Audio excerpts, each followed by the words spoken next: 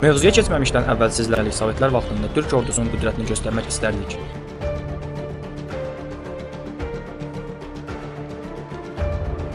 Bəli, Türkiyə ordusunun Sovetlər vaxtında olan ordu gücünü və helikopterlərini izlədiniz. İndi isə keçək əsl mövzuya. Bugün Türkiye'nin bu gücü vardır. O gün Abdülaziz Elçi Bey 4 helikopter isteyince bunları veremeyen Türkiye, bugün bu ülkenin Cumhurbaşkanı, Karabağ sizin haklı davanızdır, size yapılan bize yapılmıştır, yanınızdayız diyebilmiştir, dünyaya bu mesajı verebilmiştir.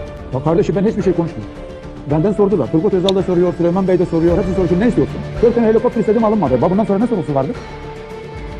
Binəli Yıldırım bugün gücümüz var deməklə dolayısıyla dünən bu gücümüz yox idi deməyə çalışır. Əslində isə yalan danışır. Türkiyənin dünən də gücü var idi. Sadəcə olaraq dünən yenicə müstəqil olmuşduq və 1918-ci ildəki 1-2 illik azadlıqdan sonra yenidən Rusiya tərkibinə qatıldığımız kimi 92-ci ildə də bu cür yenidən Rusiya tərkibinə qayıdacağımızı düşünürdülər. Buna görə də həmin illərdə bizə bacardıqları bütün pislikləri etdilər. Pislik siyahısında erməniləri qida yardımından tutmuş, silah yardımına qədər hər şey daxil idi. Münaqişə başlayandan Dəmirəl bəyan etdi ki, orada ermənilərin yaşama hüquqları var və bu məsələ həll edilməlidir.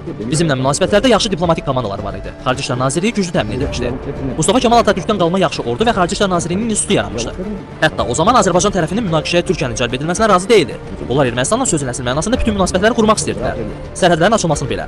Hətta münaqişə zamanı buğda göndərdilər. O zaman Türkiye maalesef Ermenistan'ın yanında yer aldı. Ermenilere kara, hava, deniz sahasını açtı. 22'ler. Öyle hain bu. Bunların dostu düşmanıydı o zamanlar. Senin hatta Ermenistan'a buğday yardımı söz konusu olmuş. Onu anlatacağım. Yeni nesil bunları duysun diye söylüyorum. Şu turları biz biliyoruz. İçinde silah dolu. Ama talimat var. Arama emri, araması yasak. Bunlar hepsi Azerbaycan'ı katletmek için Ermenistan'a. Bizim karayollarımızda.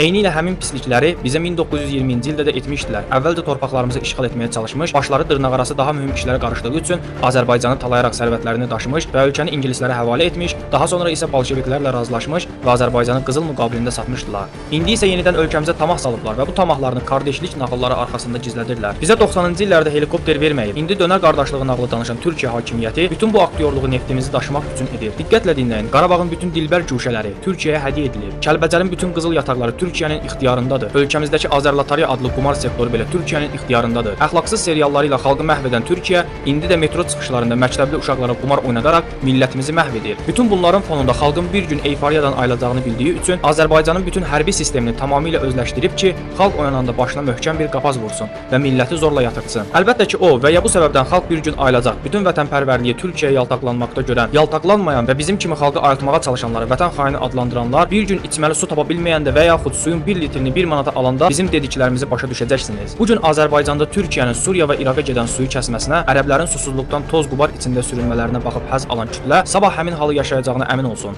Son olaraq Türkiyənin hiyləgər hakimiyyətinə demək istəyirik ki, sizlər 50-ci illərdə minlərlə türkü Koreyada Amerikanın qüdrət savaşına göndərib həlak edəndə, Suriyanın ərazilərini işğal edəndə, İraqda əməliyyatlar edəndə və NATO üçün yemlik kimi müsəlman türkləri xərcləyəndə gücünüz yox idi. Sivilləri daşımaq üçün helikopter istəyəndə mi gücünüz olmadı? Əlbəttə bu yalanlarla kimlərisə aldada bilərsiniz. Amma Azərbaycan bütünlükdə manqurtlaşdırdığınız panturkistlərdən ibarət deyil. Bizlər sizin öz xalqınıza qarşı belə necə xain olduğunuzu görürük.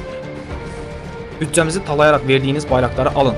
Təxminə rolu üçün göndərdiyiniz fahişəni də üstünə qoyub Azərbaycanı tərk edin. Buna əmin olun ki, bizlər axır əvvəl sizi Azərbaycandan qovacaq. Tarix boyu heç bir ölkə, istər maddi, istər mənəvi cəhətdən sizin bizə vurduğunuz ziyanı vurmayıb. Siz bizim təkcə sərvətlərimizi deyil, həm də mənəviyyatımızı məhv etmisiniz. Azərbaycan qadını tarixin heç bir dövründə dünyada fahişəliklə ad çıxarmayıb ki, bunu sizlər etdiniz. Qadınları iş adı ilə Antalya və Bodrumda istismar etdiniz. Zorladınız, meyitlərini üstümüzə göndərdiniz. 1920-ci ildə Bolşevik qatarının önündə türk paşası gəldiyi üçün xalq bu qatarın Türkiyəyə getdiyini sandı. Qatar gəlib Bakını işğal edəndə isə xalq ayıldı. Amma artıq gec idi. Xalq acı və ağrılı həmin halı yaşamaq istəmirsə, gəlik indidən ayılsın. Ayıl Azərbaycan, ayıl ki bu dəfə tarixin ən ağır şilləsini yeməyəsən. Ayıl ki Türkiyədə zorlanaraq öldürülən növbəti qadın sənin ailə üzvün olmasın.